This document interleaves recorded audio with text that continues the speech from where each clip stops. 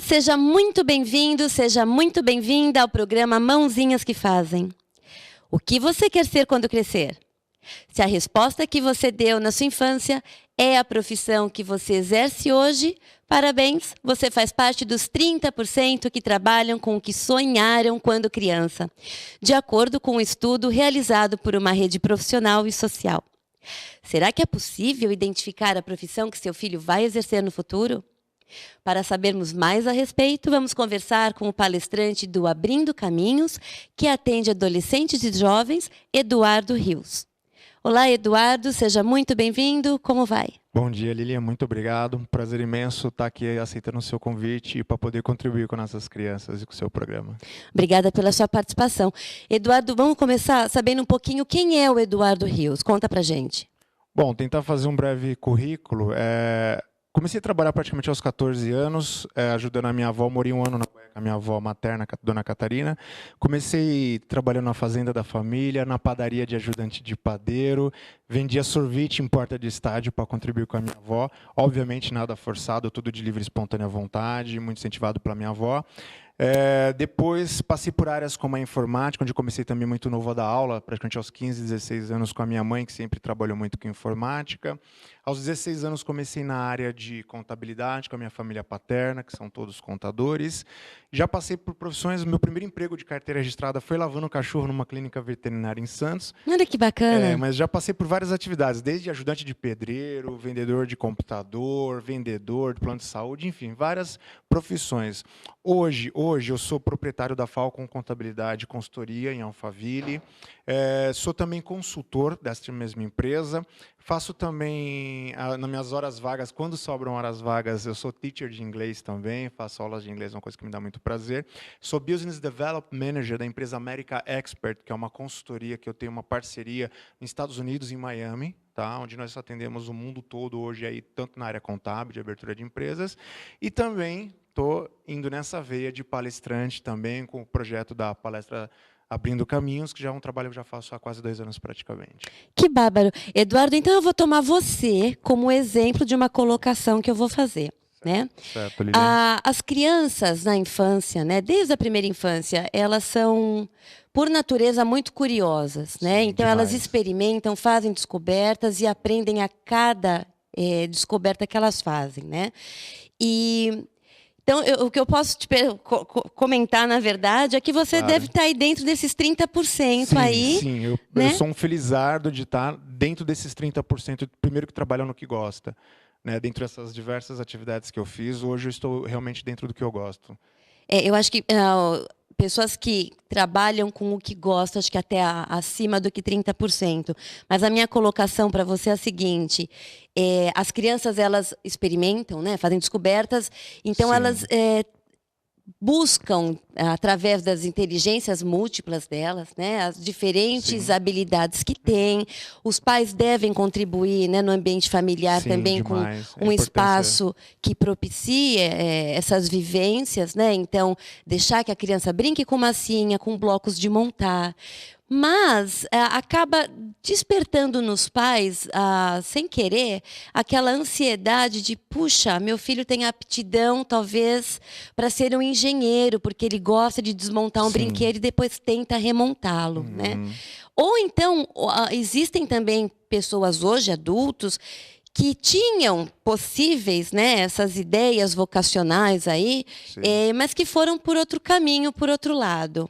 Então, o que eu vou te colocar, que estou enrolando aqui, não coloca, é o seguinte: Sim, claro, que imagina. as pessoas que seguiram por outra atuação, por outra profissão, elas, por exemplo, você faz mais do que uma coisa, né? Hoje, Então, sim. então você resgatou o que você gostava de infância, de repente o seu talento, suas habilidades, as suas paixões, né, que sempre abre janelas aí também, e você trabalha isso no seu dia a dia hoje? Sim, sim. Hoje a gente tem que dividir com um pouco de cuidado isso, né? Porque até por dar aula, lidar muito com jovem, eu vejo pais muito ansiosos, assim, qualquer coisinha, o filho passa uma tinta no quadro, vai ser pintor, vai ser, né, pega o microfone, vai ser cantor, a gente tem que trabalhar isso com muito cuidado, né, Lília? Eu vou falar da minha própria experiência. Eu, por exemplo, era um menino um pouco atípico, né? Porque eu não soltava pipa, eu não jogava bola, eu brincava assim na rua como qualquer Você morava criança. em condomínio? Não, já morei em tudo. Já morei em apartamento, já morei em casa, mas assim, eu era um pouco atípico, um pouco diferente. Eu sempre gostei muito de brincar com o escritório,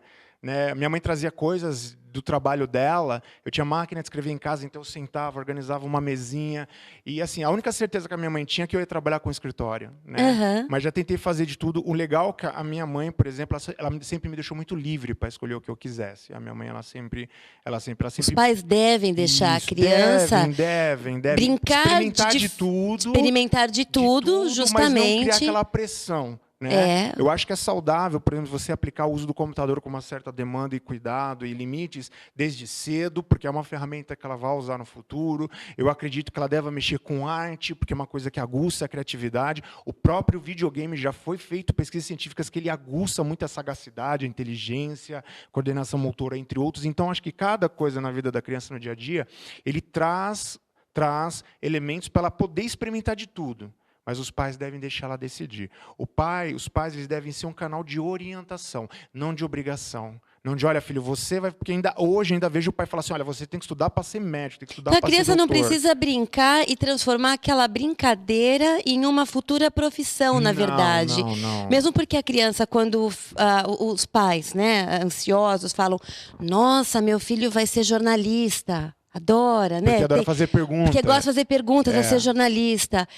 A criança, até muitas vezes, ela resolve ser alguma coisa porque ela se identifica com o jornalista, mas não com a profissão em si.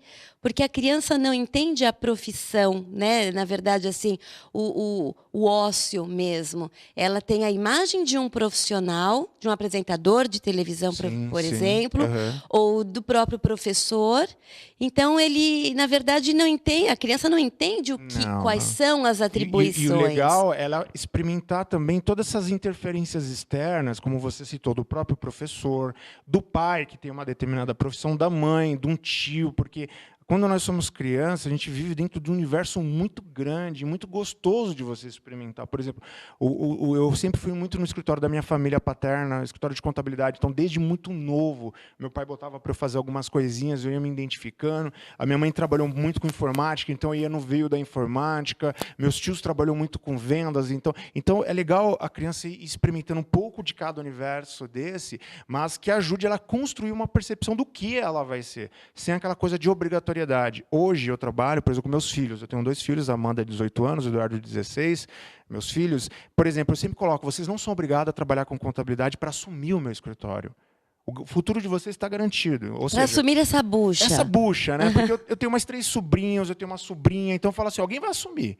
Tirando unidez, ela me mingue. Mas assim, filho, você quer ser professor, como meu filho fala? Ok, vá ser professor. Você vai ter a sua parte. Mas seu filho já está na idade realmente de escolher, da escolha, de fazer uma exato. Isso. A minha filha idem, a minha filha é um barato. Cada semana ela quer fazer uma coisa. Então, a semana ela quer ser designer de games, na outra ela quer fazer cosplay. A minha filha é a pessoa mais multitarefa de escolher de profissão do universo. Mas assim, eu sempre deixo ela muito à vontade sobre isso. E falo, filha, o escritório não é uma responsabilidade sua. Você não precisa ser contador. Isso aqui vai te trazer frutos, obviamente, porque eu construo para vocês. Mas vocês não precisam vir assumir isso. Se interessar e gostar, ótimo. Se não gostar, vai ter alguém que vai gerir e vai dar parte de vocês. Pode ficar tranquilo. Muito bem. Então, a criança pequena, ela brinca de diversas brincadeiras, né? Faz diferentes experimentações. E os pais, eles podem contribuir também, né? Com nessa ajuda, aí, nessa falsa orientação, até colocar assim, não é nem falsa orientação, mas... No caminho, correto. Brincando até com o nome da palestra, o pai e a mãe, a família como todo deve abrir o caminho. Não empurrar. A diferença é que alguns pais abrem a porta e empurram, vai. Não isso. Tá? O pai ele tem que realmente, literalmente, abrir um caminho para o filho. Falar, filho, temos todas essas opções aqui, experimente de tudo. Né? E independentemente de qual profissão, em qual área a criança, quando crescida, vai atuar, o importante é que os pais, desde cedo, auxiliem as crianças na tarefa de casa, a responsabilidade de organizar o quarto. Porque Isso Você vai levar pra vida independe, isso vai levar para a profissional. vida, isso Vai. independe Não, de isso ok, qual isso é uma profissão. coisa legal. Que nem, por exemplo, em casa, eu moro com a minha irmã Caterine, meus 3 sobrinhos lindos, e assim, lá em casa a gente pratica muito isso, por exemplo, de limites, para eles aprenderem a obedecer regra, porque é o que você vai aprender dentro da escola.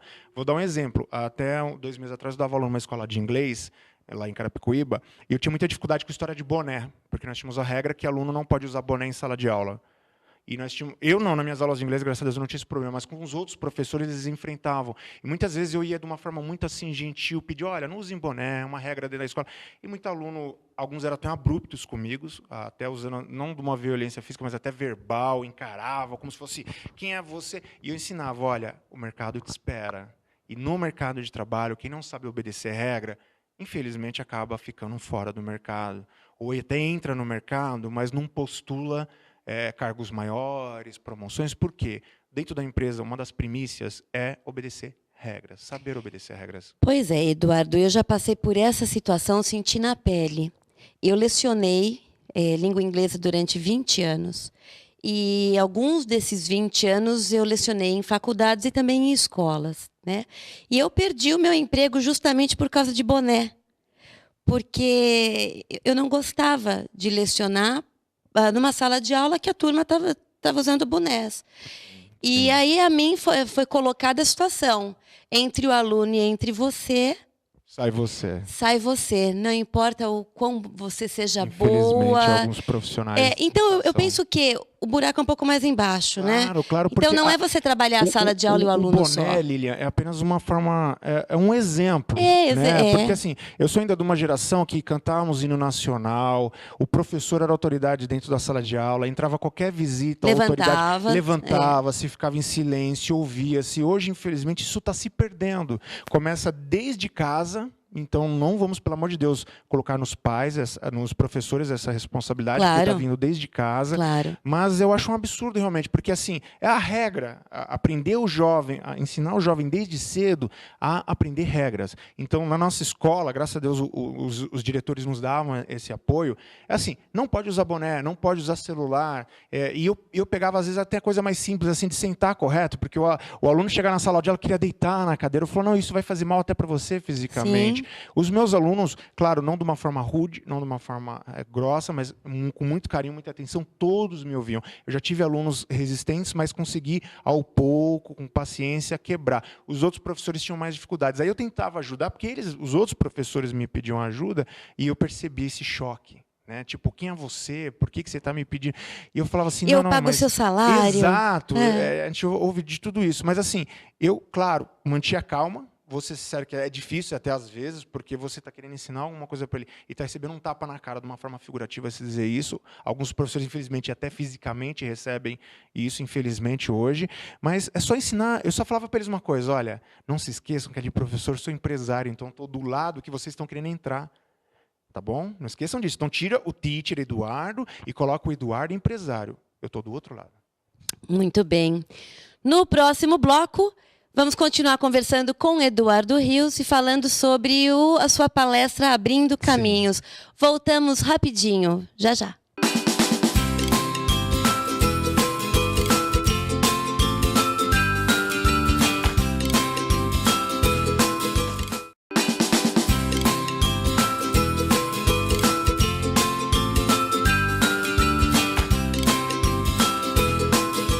Voltamos a apresentar Mãozinhas que Fazem. No programa de hoje, o bate-papo é com Eduardo Rios, palestrante do Abrindo Caminhos. Correto, Eduardo? Correto. Eduardo, eu tenho uma pergunta aqui e ela diz o seguinte, que no Brasil, 41% dos entrevistados entre 13 e 20 anos responderam a esta pergunta, que ser bem-sucedido significa ter uma conta bancária gorda.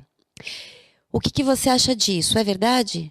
Não, não é verdade. Acho que eles têm essa opinião. Primeiro que eles nem iniciaram a sua carreira profissional, então é difícil você mensurar uma coisa que você não conhece. Já começa por aí. Aos 8 anos eles já começam a ter expectativa do que Isso. Mas assim, não. Eu baseando um pouco em mim também, eu acho assim.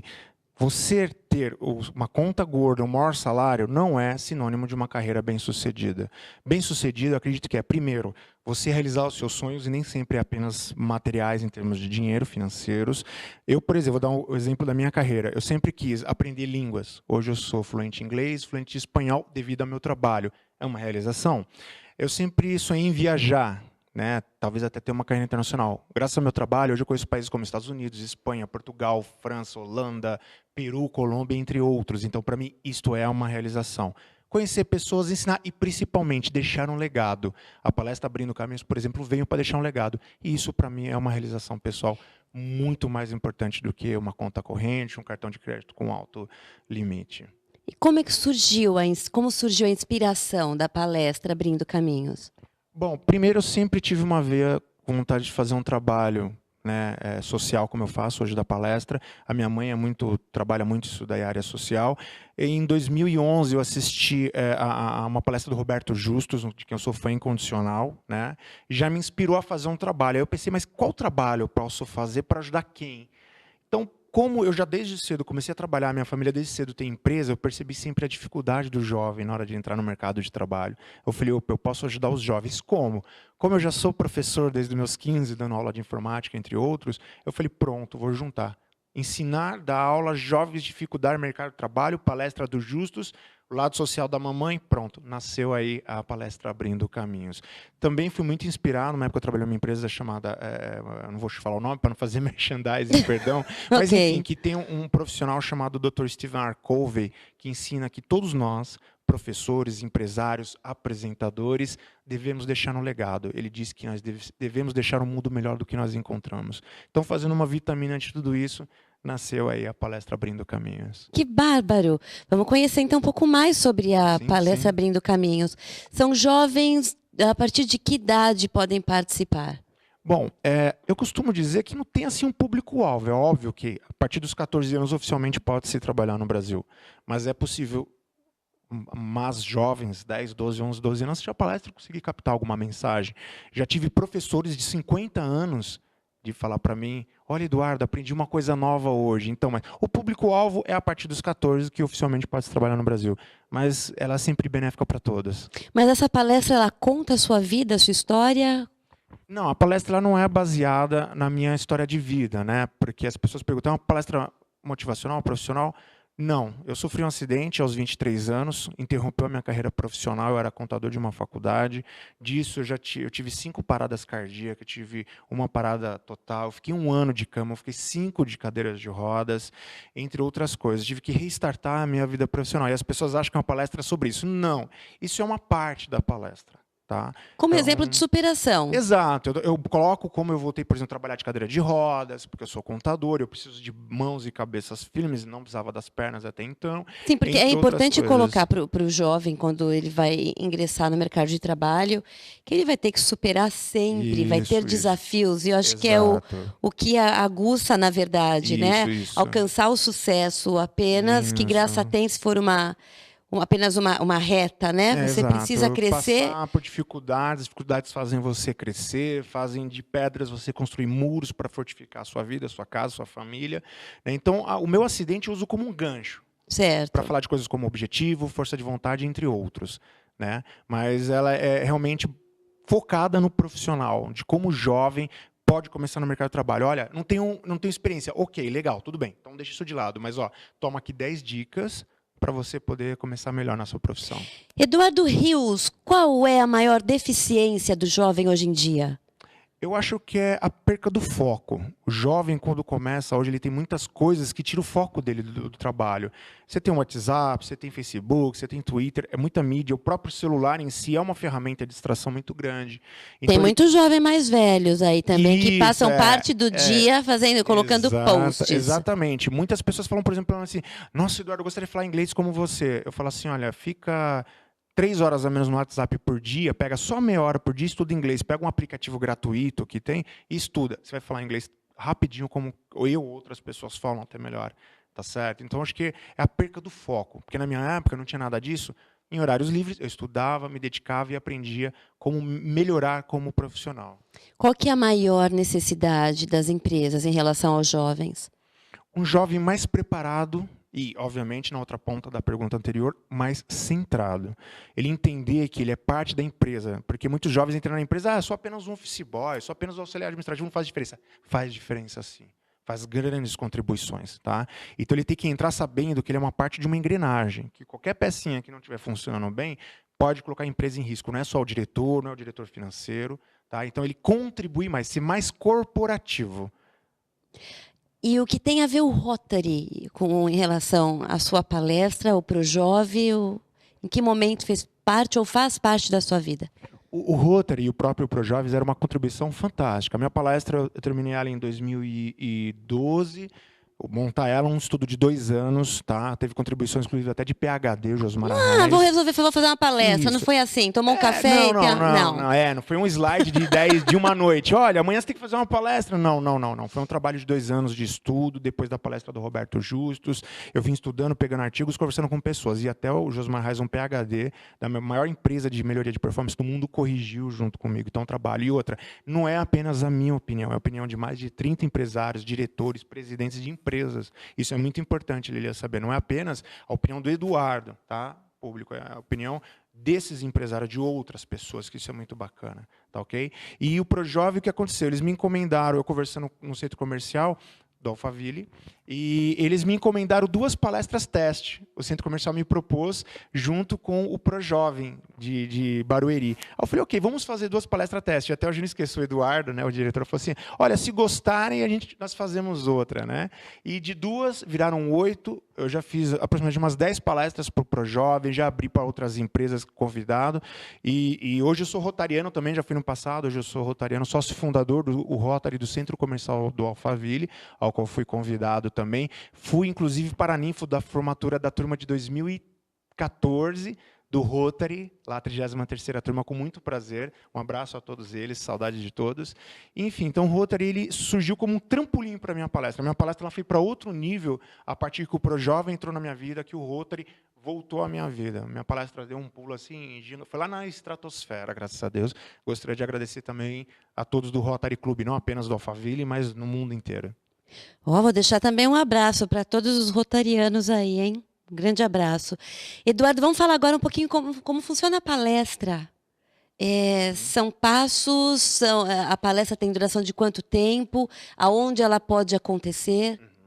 Bom, a palestra ela dura 1h30, tá? Eu abordo 10 passos, que vão desde força de vontade, currículo, entrevista, separar a vida pessoal da profissional, como se tornar um líder, escolha da profissão, eu abordo todos. A palestra ela tem vários vídeos, vários textos, ela é bem dinâmica, Lili. Eu costumo, como você lidar com jovens, não dá para você chegar ali e ficar, olha, vocês vão aprender, não. Então eu faço até uma espécie de um stand-up comedy com os alunos, eu trago eles para o palco, brinco bastante o tempo todo, né? Ela dura 1h30, como eu falei, eu aplico em qualquer lugar, a estrutura mínima exigida é pouca, um telão, um microfone, um sistema de som apenas. Não tenho restrição a nenhum local, qualquer igreja, associação, bairro convidou. Tem um público, pode ser 2 pessoas, pode ser 300, eu estou lá. Tá? Essa palestra é de norte a sul no Brasil? Hoje eu faço centralizado aqui em São Paulo, né? Porque como é a minha empresa Falcon que faz o patrocínio... Grande São Paulo. Grande São Paulo, eu digo, né? Quando há convites para outros lugares, a única coisa que eu peço é assim, que custeie a passagem, ou até a própria hospedagem. Não quero dinheiro nenhum porque eu não cobro para esse trabalho, né? Mas, por exemplo, esse ano, aliás, perdão, em maio, eu estive na Bahia, fui de férias. Olha que bárbaro. Né? Mamãe quase me bateu porque eu fui lá querendo fazer 2 palestras. Uma na cidade da minha família, o berço da minha família, que para mim seria um orgulho imenso. O pessoal de Vaz da Roça, na Bahia, um abraço, um beijo. E na cidade do lado, né? Só que aí outras pessoas assistiram e já encomendaram outra de 2 viraram 6, Lilian. No único dia eu fiz 4 palestras, 4 maravilhosas palestras. Então, fora São Paulo, já fiz na Bahia. Recebi convite para fazer em Minas Gerais, de uma faculdade, estamos ainda vendo questão de agenda, mas eu atendo o Brasil todo, aonde necessitar, eu não tenho nenhuma objeção. Até uma historinha rapidinha engraçada, eu já dei essa palestra num quarto de hospital, às 3 da manhã, para 8 enfermeiros. que ouviram falar da minha palestra e falaram, o único horário que a gente pode... Eu falei, pode vir. Coloquei na TV, fiz a palestra, foi uma experiência fantástica. Aqui no Hospital Sino Brasileiro em Osasco. Então, assim, eu costumo dizer que não tem um local, não tem hora. Me chamou, me convidou, eu estou lá. A única coisa realmente que eu peço assim, é que quando for muito longe ou qualquer coisa, assim, pelo menos dá uma ajuda, porque a empresa já cede o meu horário, o meu tempo, às vezes o meu dia, né? E custeia quando é aqui próximo. É apenas essa contribuição que eu peço. E como eu posso ter Eduardo Rios na minha empresa, na minha escola? Como é que funciona? Bom, as vias de contato comigo pode ser pelo meu e-mail pessoal, tá? Que é o eduardorios.garcia@gmail.com. Pode ser no meu telefone fixo 4183-1099, o meu celular o 99131-9644, também atendendo pelo WhatsApp, ou através até da nossa fanpage no Facebook, Eduardo Abrindo Caminhos. Esses são os meios mais fáceis de conseguir contactar comigo. Eu já curti e acompanho o seu Facebook. Obrigado, Lilian, é também verdade. já das mãozinhas que fazem. Eduardo, deixa aí um recado, mais do que um recado, fica à vontade para o pessoal de casa, tanto para empresários ou então para gestores, né, de escolas. O que você pode levar para eles para contribuir? Porque o nosso bate-papo, ele... voou, sim, né? Sim, é muito voa, rápido. Voa. Então, o que você pode passar como uma mensagem breve, a sua contribuição, como ela seria? O que eles... Poxa, o que eu vou ganhar com a sua palestra aqui? O que a minha empresa, né, vai ganhar com a sua contribuição? Porque, mesmo que seja gratuita, né, um trabalho voluntário... Mas um trabalho voluntário também, as portas são bem fechadas, né, para receber. Lili, eu vou dar um exemplo que eu mandei e-mail para todas as escolas públicas e particulares da região aqui de Itapevi a Osasco, e eu recebi o retorno apenas da ITEC de Carapicuíba com convite para 3 palestras, né? Então, assim, é um projeto social, é gratuito, eu não faço nenhuma cobrança, não tenho nenhuma afiliação política, né? Nenhum interesse político também, mas, infelizmente, no Brasil ainda tem esse estigma de que quando é de graça, as coisas, infelizmente, não têm valor, infelizmente. Mas nós acreditamos que isso vai mudar. Contratando sua palestra, quais são os benefícios? Olha... Para o jovem, ferramentas muito excelentes, eu acredito, para você melhorar, não apenas como profissional, mas sendo, por exemplo, quando eu falo de ser líder, primeiro você tem que ser líder da sua casa, então você vai melhorar para a sua família primeiro, né? Ajudar seus pais, a sua família, quem já tiver filhos. Para a empresa, você vai ter profissionais mais empenhados, mais dedicados e com 10 ferramentas para melhorar e trazer retorno para a sua própria empresa, né? Para a sociedade como um todo, assim como o Dr. Stephen R. Covey, de quem eu sou fã, fala, deixar o mundo melhor do que aquele que nós encontramos. Gostaria de fazer a citação do Barack Obama, para todos no geral, o Yes, we can, que eu uso muito no final da minha palestra, sim, nós podemos. Então, tira todo o bloqueio da frente, porque eu sou pobre, porque eu sou isso, porque eu sou aquilo, eu tenho limitação física, como eu escuto de muitas pessoas, eu também tenho, mas eu fui trabalhar de cadeira de rodas. Quando você quer, você consegue. O empresário acreditar mais nos jovens, os jovens acreditar mais em si, as famílias apoiarem mais, e a sociedade como um todo, fazendo todo esse elo, nós vamos construir um país melhor. Como um candidato a presidente disse na última eleição, uma coisa que eu achei muito bonita, não vamos desistir do Brasil. E acreditar nos jovens, acreditar nas empresas, nas instituições, sejam elas quais forem, nós vamos realmente tratar melhor esse nosso país. E problemas como corrupção, saúde, violência, entre outros, serão todos resolvidos. É isso aí, Eduardo Rios, palestrante da Abrindo Caminhos. Muito obrigado. Muito obrigada pela sua presença, pela sua participação. Eu estou imensamente lisonjeada por esse espaço maravilhoso que você está abrindo para a nossa divulgação. Obrigada. E é isso aí. Na semana que vem, tem mais Mãozinhas que Fazem. Escreva para a gente, contato@mãozinhasquefazem.com.br.